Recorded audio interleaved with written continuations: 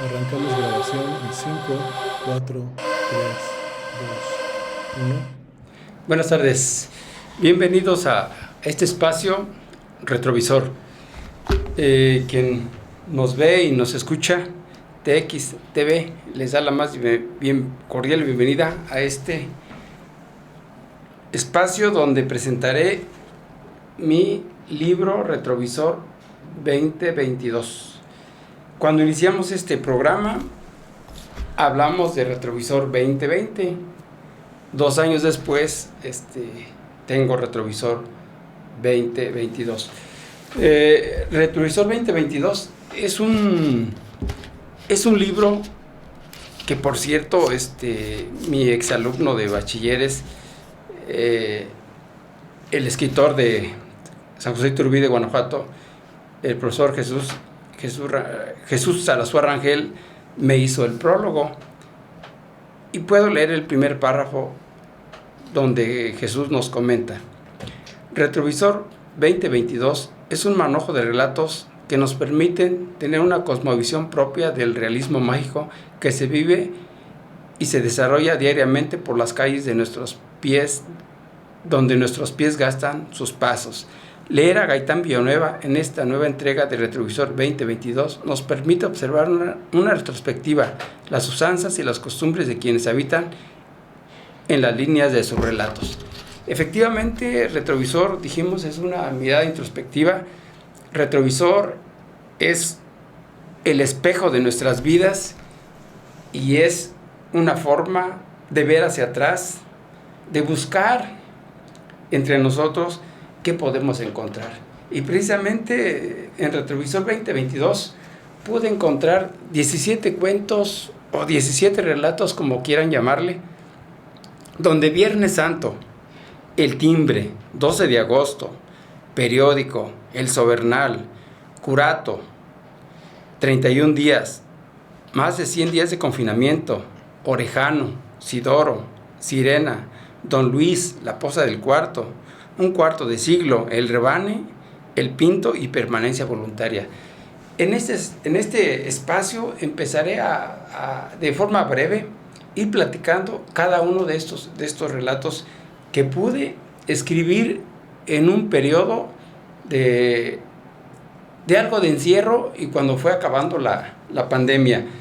Recuérdense que Retrovisor 2020 lo pude escribir en plena pandemia, en pleno encierro, y ahí ya se me quedó la idea de volver a escribir. Inclusive, si Dios me lo permite, en el 24 escribiré Retrovisor 3, o sea, sería Retrovisor 1 y la trilogía, pues. Empiezo. El Viernes Santo. El Viernes Santo es un cuento imaginario que vino a mi mente a raíz de una homilía del Padre Ricardo. El Padre Ricardo es un sacerdote de la religión católica que oficia misa en la comunidad de Montenegro, y él empezó a platicar que precisamente el Viernes Santo se queda vacío el lugar donde están las hostias, y entonces ya ahí pude imaginar qué sería de un suicidio de una persona donde no puede ser atendida por el sacerdote, porque en ese día se acaban las atenciones, no hay misas, no hay confesiones, no hay gente que pueda comulgar, pues. Y de ahí me surge la idea de escribir este cuento, imaginando un suicidio. Y precisamente ese suicidio se da en un lugar de mi comunidad rural, en El Pinto, en un mezquite, que por cierto el mezquite ya no existe, pero insisto, todo es imaginario. Recuerdo que lo que pude escribir, que es un muchacho que ya se junta con su esposa, se casa, y él le pide a su papá que le enseñe cómo se elabora el pulque. ¿Por qué? Porque él, como ya se va a separar, él empieza a hacer sus cuartos, pero para hacer sus cuartos él empieza a elaborar adobes. Y ahí empiezo a detallar cómo se elaboraron los adobes en mi comunidad rural, cómo se escogía la tierra específica, los instrumentos que se necesitaban, el agua, y cómo se le revolvía el excremento de los animales, en este caso de los burros del estiércol de los lugares donde estaban los animales, para que no se reviente el adobe. Y es una serie de situaciones que este muchacho empieza a hacer sus adobes para construir su cuarto. Inclusive le pide a la gente, a sus compañeros, que le ayuden. Él ve que todos sus compañeros ya trabajan en la ciudad de Querétaro, ya todos se van de ayudantes de albañil, y en esa época se le dice, dicen, ya voy de ayudante de albañil, pero dicen, ya voy a las cales. O sea, ya se iban acá con el profesor Samaniego, el maestro Samaniego a Querétaro, y hacían construcciones de una forma imaginaria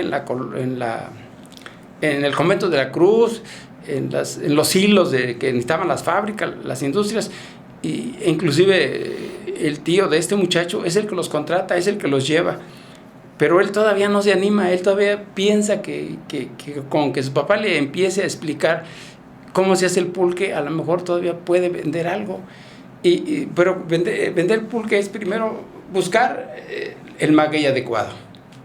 ¿Qué edad debe tener el maguey para poderlo quebrar, que le llaman ellos?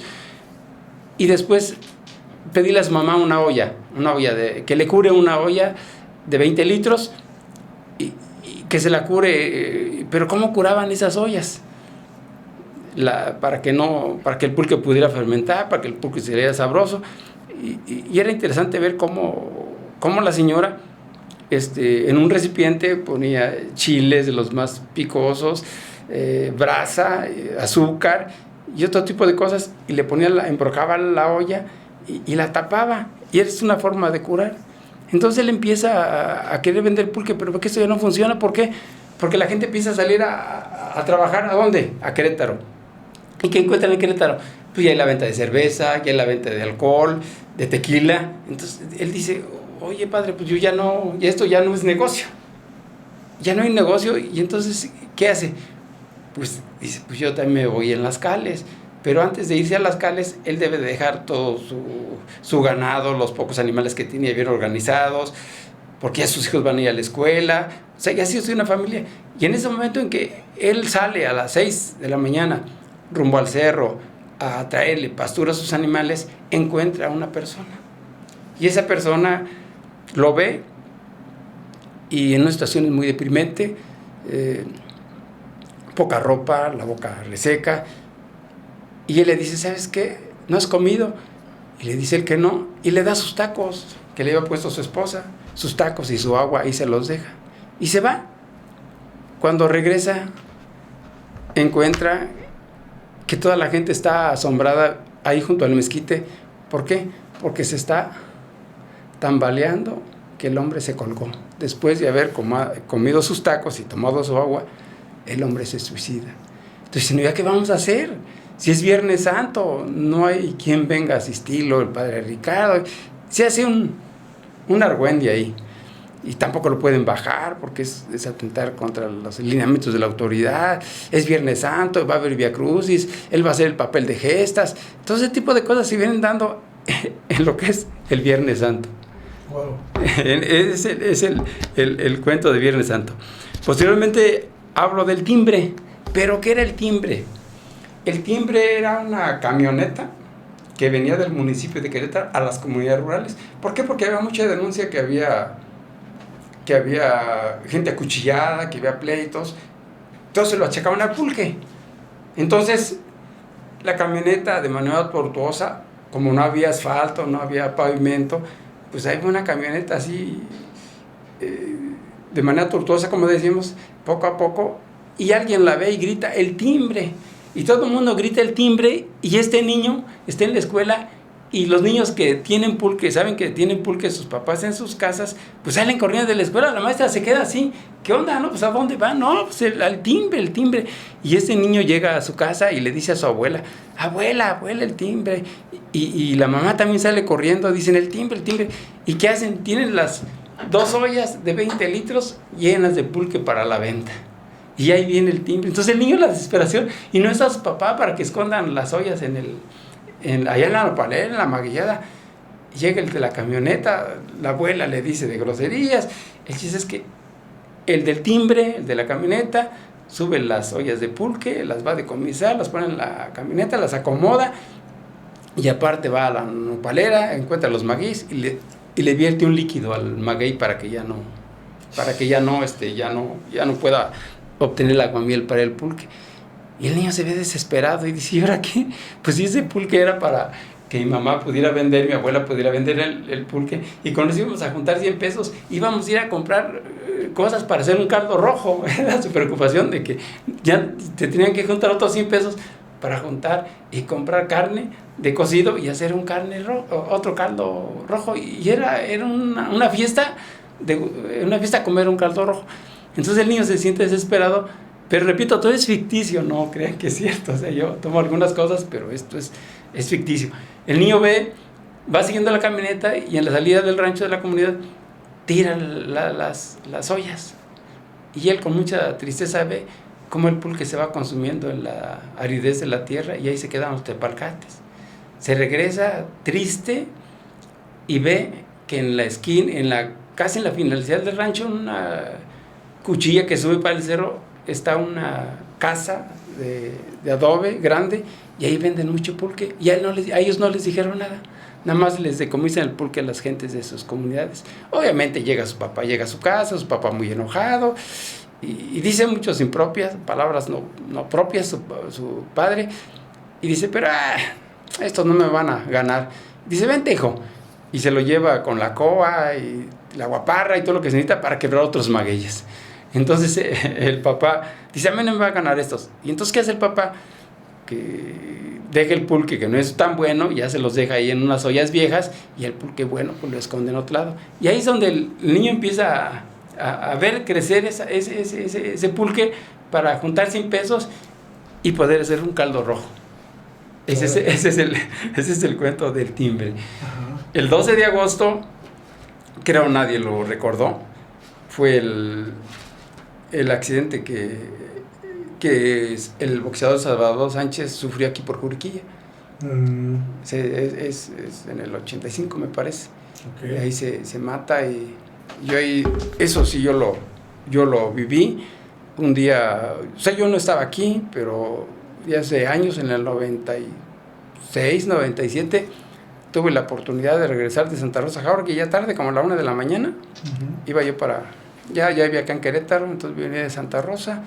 Traía mi carro Topaz, no me acuerdo qué modelo era mi carro Topaz, y pasé exactamente por ahí, en donde fue el accidente, y yo pasé como a 80 kilómetros por hora, me imagino, y sentí como alguien se sentó, fue un 12 de agosto, se sentó en el carro atrás.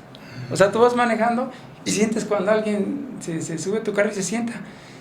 Y dije, ¿y ahora? Pero llevo como 80 kilómetros por hora. Y dije, ¿y ahora qué pasa? Yo sentí, y por el retrovisor, ahora sí, el espejo retrovisor, alcancé a ver una sombra en mi carro.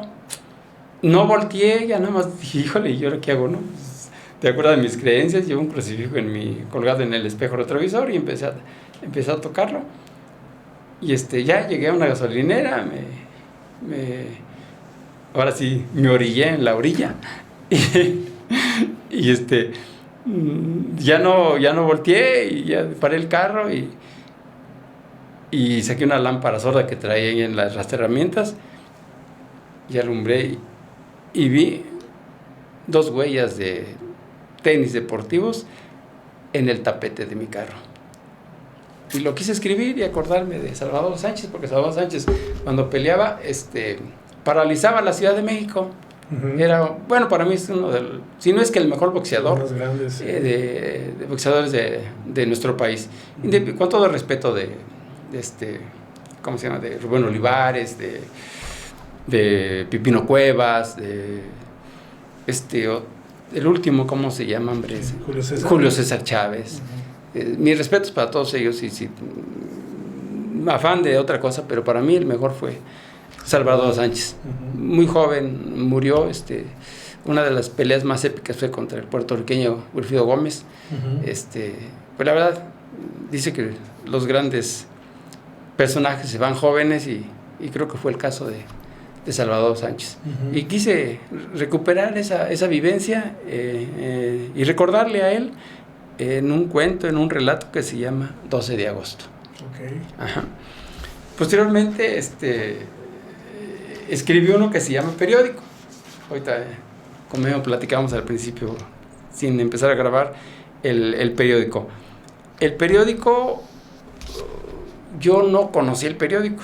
Cuando llegué a la Ciudad de México me llamó la atención que con la maestra con la que yo estaba, ahí con mi tía, todo diario llegaba el periódico.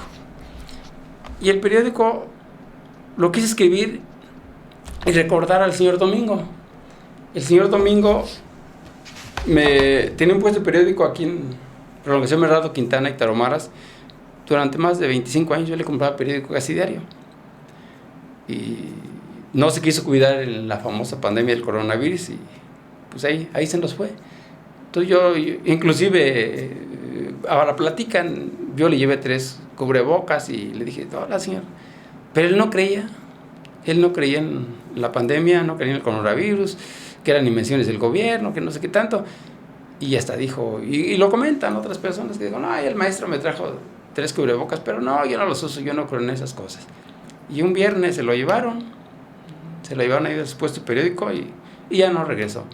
Entonces quise escribir, porque aparte de haber conocido el periódico en la Ciudad de México, quise dedicarle este pequeño relato al señor Domingo, que de alguna manera teníamos amistad, iba yo casi diario e inclusive cuando no podía estar me juntaba a los periódicos y ya iba yo por ellos después de 2-3 días. Dice, para mí, del periódico, era fascinante. Para mí leer el periódico era fascinante, su olor, su aroma muy peculiar. A lo mejor es la tinta con la que se escribían. Los lunes me chutaba toda la sección deportiva, los domingos las tiras cómicas, Educando a Papá, Beto el Recluta, Chicharrín, Periquita, son los que recuerdo. Mi tía me mandaba a traer periódico a la calle de Guanajuato, tenía un calentador porque la maestra era muy friolenta y yo pasaba ahí a la calle de Durango y la calle de Jalapa y habían puesto de periódico y yo como no tenía para comprar periódico, pues yo me miraba todos los encabezados. Inclusive el señor del puesto, pues un día se me quedó viendo y dirá, pues este muchacho, ¿qué onda, no? Inclusive me los volteó de cabeza. Y ahí me tienen, queriendo leer. Y ya se me quedó viendo y un día me dice, oye, chavo, ¿a qué equipo le vas? Le digo, pues al América. Chútalas, me dijo. Y desde ese día me prestaba los periódicos y hasta luego me regalaba un periódico atrasado. Me llegó a regalar póster del equipo preferido. Entonces, para mí el periódico ha sido fundamental en mi aspecto literario. Yo hasta la fecha leo. Ahorita ya no leo tanto por el asunto de la vista, pero sí me leo 3-4 días periódico. Antes leía a diario, ahora ya leo menos. Y ahorita ya las redes sociales pues, han venido sustituyendo, pero no me acomodo, no me acomodo, la verdad. Leía yo El Milenio, me gustaban las columnas de López Dóriga, la columna de Un hasta el fondo, el Sexódromo, que antes y ahorita ya no está, la tira del Cerdotado tampoco ya no existe, notas deportivas, los suplementos del jueves, sábado y domingo. Me fascina leer periódico, le destino a veces 2 horas por día. Detesto cuando mi esposa me dice, ya vente a comer, lávate las manos y deja ese periódico. Entonces, porque luego me dice mi esposa, es que le haces más caso al periódico que a mí, pero es que yo el periódico me embelezaba leer los periódicos, sobre todo las tiras del domingo. Entonces quise dedicarle también al periódico en este retrovisor, obviamente que son una mirada introspectiva y son vivencias que yo pude captar, que tiene algo de ficción, porque sí tiene algo de ficción, por así decirlo. Y así podemos ir mencionando algunas cosas que se vinieron dando. La plática de algún día en mis pláticas de algunas gentes pude escuchar la palabra el sobernal. El sobernal yo se lo dediqué a Alexis. Alexis fue un muchachito güerito que yo alcancé a ver. Obviamente esto es ficción, lo que sí es cierto es que Alexis tuvo la desdicha de colgarse, se suicidó. El sobernal, yo le puse el sobernal al cuento porque a los burros cuando los cargan les ponen 2 tercios de leña, 1 y 2 tercios, 1 de cada lado, pero en medio le ponen 1 tercio pequeño y ese es el sobernal. Entonces este muchachito era ligerito, era güerito, tranquilito, y yo dije, es el sobernal. Ahí me nace el cuento del sobernal porque es algo ligero, era muy ligero de sangre, pues, el niño. Y pasó el tiempo, se hizo joven, se fue a trabajar en la zona industrial y ahí cayó en el asunto de las drogas. Inclusive Alexis, tardaron como 3 o 4 meses en encontrarlo, no lo encontraban, lo publicitaron, lo anduvieron buscando, y un señor que le llaman, no sé cómo se llama el señor, pero le dicen Zafiro, y él iba a cuidar sus animales al cerro, pero como fue la temporada de lluvias, pues había mucho follaje, pero cuando empieza el invierno, los árboles empiezan a desvestirse, a desnudarse, y él miraba algo blanco que ondeaba. Y en alguna ocasión una de sus vacas se fue lejos y él la fue siguiendo. ¿Y cuál va siendo su sorpresa? Que encuentra esa cosa blanca, era el cuerpo de Alexis. Y ahí lo encontraron. Después de ahí estaba su celular, estaba su cartera, estaban sus cosas se colgó en un árbol en el cerro. Entonces quise recordar a Alexis con este relato, con mitad ficción, mitad verdades, pero el nombre de Alexis existió, pues, el señor Zafiro lo encontró, ya después son otras cosas que se vienen dando. Y quise escribirle, y le quise poner el sobernal porque era muy ligerito el niño Después viene el curato. Ese curato me lo platicó mi hermana Margarita. Ella tuvo la oportunidad de estar en el curato en Santa Rosa Jauregui. Cuando los padres no estaban de acuerdo en que los hijos se casaran, el novio se robaba, entre comillas, de la novia y la depositaba en el curato de Santa Rosa, que el curato ya no existe en Santa Rosa. Yo he visto esa puertita y esa puertita ya no se abre. Ahí las depositaban con el padre, y el padre era el encargado de ir a platicar con los padres de la muchacha para conciliar y se pudieran casar. Dice mi hermana que ahí les enseñaban algunas manualidades, hacer comida, hacer cosas domésticas para ser esposas, pues, en el curato. Obviamente que ahorita eso ya no existe. Ese es otro aspecto del retrovisor, el curato, que ya no existe. ¿El curato es un término general o así se llamaba ahí ese lugar? Así se llama el curato, el lugar donde depositaban a las mujeres que tenían problemas para casarse. Y la iglesia intervenía ante los padres de la muchacha, que regularmente eran las muchachas, los papás de las muchachas que no estaban de acuerdo que se casara con ese hombre. Entonces, ¿qué hacían? Pues me la llevo, me la robo y la dejo en la iglesia, y que el padre sea el encargado de ir a platicar con los papás de la muchacha para que lleguemos a un acuerdo y poner un plazo para casarnos. ¿Sí? Y tú tenías que llevar, tú como novio o el papá del novio tenían que llevar una despensa, claro, y dar algo ahí para la iglesia para que el padre interviniera y se mantuviera la muchacha ahí unos 2-3 meses. ¿Y era garantía que sí le dieran permiso o había veces que no, supongo? La mayoría de las veces, como eran muchos de la religión católica, porque mi padre era duro, pero ya cuando llega el padre, pues ya como que te cuadras, ¿no? Dices, no, pues ahí sí, ya es la voluntad de Dios, o es una decisión de ellos, y ya se van aligerando las cosas, y tienes que, por lo regular, aceptaban ya que casarse, poner un plazo para ese tipo de cosas, aunque no fueras a la boda, pero tú ya aceptabas, porque fue el caso de mi padre, él no fue a la boda, pero se aceptó que se casaran.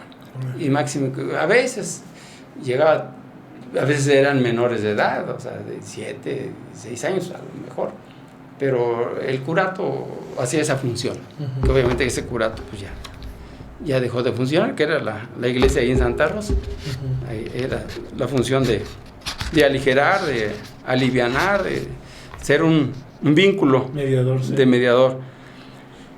Después escribo 31 días, Me parece que es mayo, el mes que lo... Pero ese 31 días, más 100 días de confinamiento, son en pleno encierro. En pleno encierro de la pandemia. Okay. Inclusive 31 días genera mucho estrés, y así le puso 31 días de estrés. 31 días de mayo se queman como una lumbre en la mecha de un cirio pascual. Esa lumbre desgasta la cera con mucha lentitud. Así el confinamiento quema los días con espantosa frialdad. El humo del cirio se esparce en el aire y ahoga mi felicidad. El confinamiento esparce angustia, encierro y ni una brisa de esperanza que esto pueda llegar a su final. El cirio se aletarga y se quema más y más. El confinamiento se larga y genera mucha ansiedad. Las noticias son funestas, queman como el cirio pascual. El confinamiento quema tanto como mi soledad. El cirio despide un humo que se propaga hasta la atmósfera boreal. En ese humo se dibuja tu recuerdo que se enlaza en una oscuridad de ese confinamiento de 31 días que parece no terminar. Mayo nunca tuvo tantos días de desdicha y de infelicidad.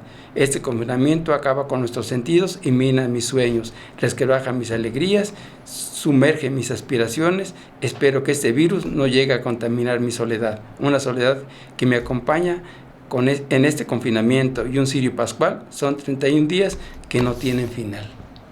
Eso lo escribí en plena pandemia. Está bonito. Ajá.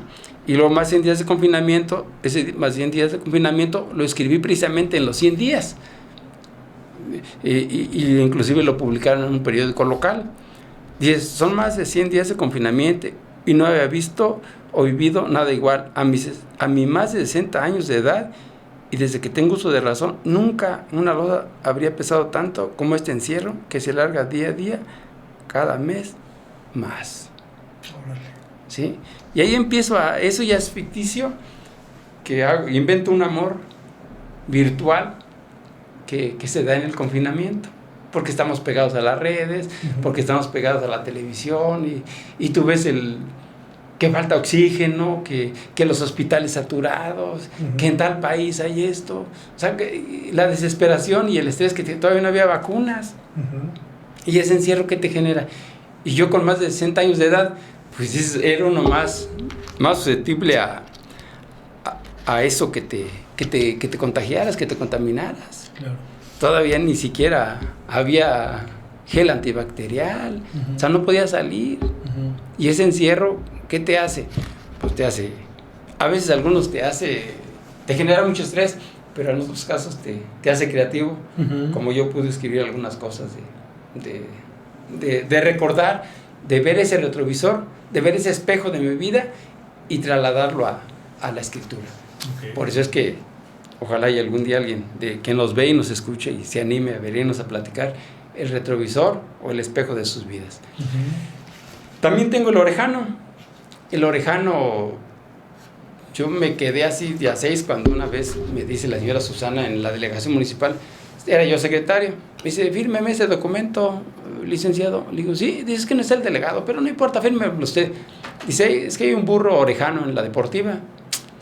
Le digo, ¿un burro orejano? Sí, dice. ¿Y eso qué es? Dice, pues es que no trae ninguna seña, no trae ni una huella ya ven que los animales les ponen un hierro para que alguna inicial. Dice, este no trae nada. Y a eso le llamamos burros orejanos o animales orejanos. Entonces se publica, y si a tal fecha nadie responde, entonces ya la delegación puede disponer y lo puede vender. Pero porque no trae nada, lo encontraron en tal lugar y lo vino a reportar y aquí no lo dejaron. Bueno, entonces ahí nació para mí escribir un cuento que se llama Orejano. Y se lo dedico a una señora que le dice Nena. Ella fue la señora en la primaria, en esa época niña, y yo también chamaco, me imagino. Bueno, sí.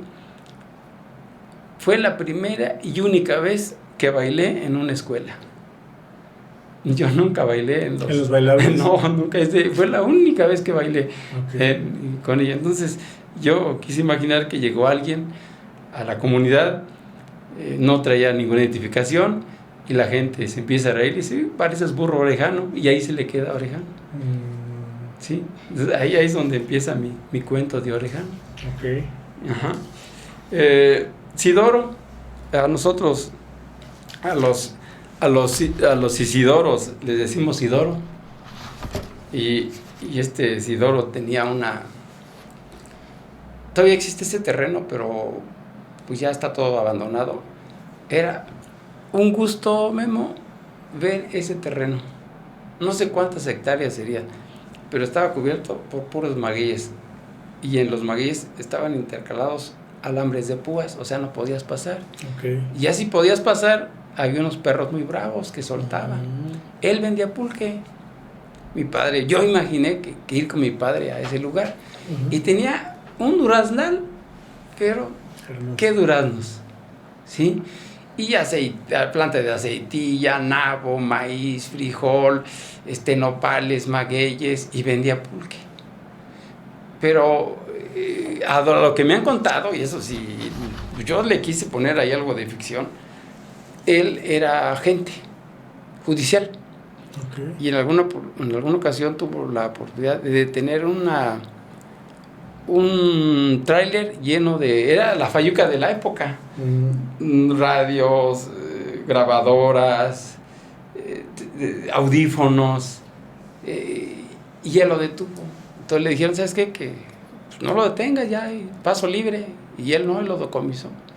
Entonces se retiró y lo vinieron a buscar ahí en esa época a matarlo. Inclusive él salió con su niña abrazada y la señora y la señora ya es abuela. Nada más la señora tiene 9 dedos, un balazo le trozó un dedo. Y la señora vive, o sea, mis hermanos platicaban. Yo le quise dar por ese duraznal y tú te subías al cerro y mirabas ese oasis verde. Era impresionante ver. Y si yo tuve la oportunidad de que dice, mira, los duraznos de ahí del huerto de Sidoro, eran unos duraznos muy, muy sabrosos. Entonces yo quise recordarlo a él, no lo conocí, pero después escribo Sirena, es un viaje al puerto de Veracruz con mi familia. Voy detallando desde Querétaro hasta Veracruz. Ya cuando llego ahí, ya haces un paseo en lancha y nos dicen que si podíamos ir a Cancuncito. Dicen que el huracán Gilberto dejó un banco de arena y son como casi 2 horas de la costa, de la playa, te metes y llegas ahí al Cancuncito. Entonces yo imaginé que ahí encontré una sirena y me enamoro de ella. Pero es ficticio, ¿no? Okay. Encuentra la sirena, o el narrador encuentra la sirena y se enamoran y se ven. Y quizás lo interesante de esto es que la sirena le dice, ¿sabes qué? Te espero dentro de 100 años, porque mi padre al mar me da permiso 15 días para venir a visitar algunos lugares de la tierra y hoy me tocó. Y la verdad también me enamoré de ti. Pues ahí se besan, él se va y regresa ahí con su familia y su esposa, sus hijos, y toda la noche no puede dormir, pero él cree que es un sueño, y regresa en la mañana y se va al lugar ahí de las piedras donde estuvo con la sirena, y resulta que lo único que ve son las huellas de los dos pies, los pies de ella y los pies de él ahí en la arena marcados. Órale. Voltea y alcanza a ver cómo se va sumergiendo una melena que brilla con el sol, como el trigo, o así como el trigo que ya está a punto de cosechar. Se va yendo. Entonces él se queda pensando, en 100 años, híjole, ¿cuántos años tendré? Él ya tiene 70 y tantos. Entonces ya, ahí está lo emocionante de este amor ficticio. Y ya por último, pues, hay otros cuentos, pero La Poza del Cuarto. La Poza del Cuarto existió. La Poza del Cuarto, sí, me acuerdo que ahí pasábamos y la gente le daba agua a sus animales. Y La Poza del Cuarto se llama, yo quise imaginar que se llama el cuarto, porque estaban unas paredes. Había unas paredes ya derruidas, pero llegó a vivir gente ahí. llegó a vivir gente ahí y junto a la fosa del cuarto obviamente almacenaba agua y era para su sustento. Ujú. Pero resulta que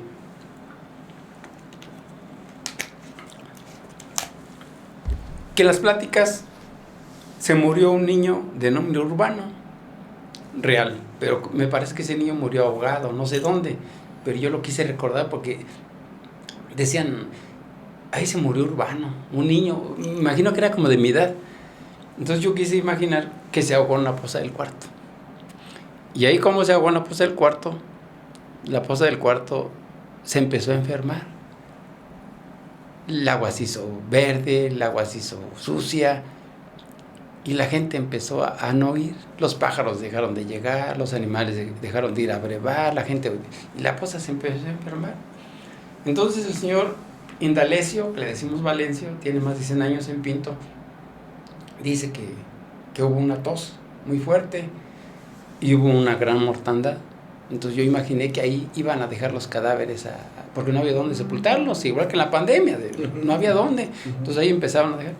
Entonces llego yo y ya después de muchos años llego y empiezo a buscar la fosa del cuarto. Y me está loco, la fosa del cuarto no existe. Entonces yo voy y platico con el señor Indalecio y le digo, oiga, y empezamos a platicar y me dice, sí, la fosa del cuarto. Y él me contesta, dice, y él me contesta que sí existe. ¿Desde cuándo la empezaron a enterrar? Con piedras, palos, tierra y basura. Le interrumpí. La verdad no me acuerdo. Tengo mucho que no voy para allá. Desde lo del niño ahogado y después el montón de muertos que se sepultaron. Cuando vino esa peste, que no me quiere acordar, de milagro estamos vivos. Esa tos era algo infernal. Fueron muchos muertos que ahí fueron a aventar. En esos días no había dónde enterrar por esa tos letal. Ya no quise preguntar más. La fosa del cuarto vivirá en mi pensamiento. Nada más. Nadie se quiere acordar de la fosa del cuarto. Y luego al último, un cuarto de siglo, que hablo de una persona que falleció, mi madre, pues, son mis 5 años, y algo le escribo, y el rebane es un balón, un balón de cuero, de esos de San Miguelito, de San Miguelito, de esos que cuando se mojaban pesaban, que daba miedo, y le decían el rebane porque si lo lográbamos elevar y querías cabecear, te rebanaba el pedazo de pelo, de cabeza, en la frente. Entonces, y ese yo creo fue el primer balón de cuero que llegó a nuestra comunidad rural, el rebane. Y se lo dediqué al macetón, Toño Aguilar, me parece, que le decíamos el macetón, y él nos decía, anden niños, jueguen con el balón, y nosotros con tal de jugar con un balón de verdad, porque nuestro balón era un pedazo era de trapos, pero tener un balón, pues quizá con el rebane jugábamos, y con el rebane fuimos a dar nuestras primeras patadas, y ver cuando se estaba consumiendo ahí la lumbre el rebane, cuando ya falleció el señor macetón, y su esposa quemó muchas cosas, y ahí quemó el rebane. Ahí se queman muchas cosas de mi ilusión, de mi espejo retrovisor, de lo que es este detalle. Y cierro antes hablo de mi comunidad rural, El Pinto. En ese cuento recibí una mención en un concurso que hizo el municipio. Recibí una mención especial por mi cuento del Pinto. Y ahí detallo algunas cosas que ya no existen.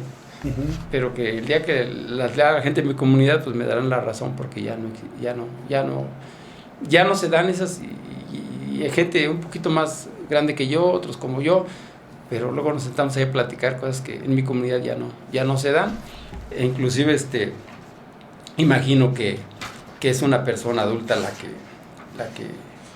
escribe. Y dice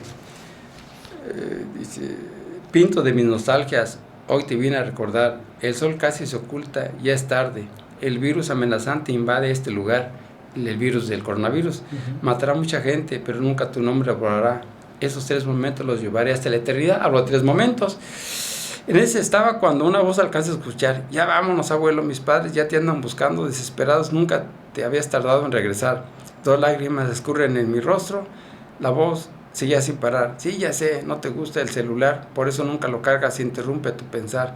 Además ya es muy tarde, no tarde en oscurear. No vaya a ser que nos puedan asaltar, la gente es muy mala, no tenemos hermandad. Como tú dices, son cosas de la modernidad. Dos siluetas empiezan a caminar, una erguida, la otra encorvada, a orillas del camino real. Ahí se acaba el cuento de mi comedia rural y cierro con permanencia voluntaria. Tuve la oportunidad de estar aquí con Felipe, mi hermano, donde hablamos de la permanencia voluntaria. Él me la contó y yo trato de darle un sentido literario. Y esa es la presentación de Retrovisor 2022. Espero, primero Dios, en el 24 tener Retrovisor 3, y pienso que ahí se va a cerrar mi ciclo de escritor. Obviamente tengo Retrovisor 2020, Los 7 Apóstoles, Retrovisor 2022, y ahorita estoy en planes de escribir un libro de la historia de las comunidades agrarias en Querétaro, y terminar una antología de cuentos y relatos de Santa Rosa Jauregui. Y eso es lo que estamos haciendo, y ahorita aprovechando este espacio para invitarles a que alguien nos pueda platicar algún día el retrovisor de sus vidas, y no me queda más que agradecerles la atención a este incipiente escritor. ¿Cuándo salió el libro? El libro, pues, tiene exactamente, ¿cuándo va? El jueves. Ok. El jueves lo pude presentar apenas. ¿Y dónde lo podemos encontrar? Está una librería que se llama El Desvelo, que está aquí. ¿El Desvelo en el centro? Está aquí en la calle Márquez, aquí por la UAC. Ok. Y ahí está el Desvelo, está a la venta el libro. Okay. Si alguien lo puede. Y próximamente lo voy a poner en internet. Ajá. Ahorita estoy apalabrándome con una persona que me va a hacer el favor de subir mis libros a las plataformas digitales. Okay. Estoy en ese detalle.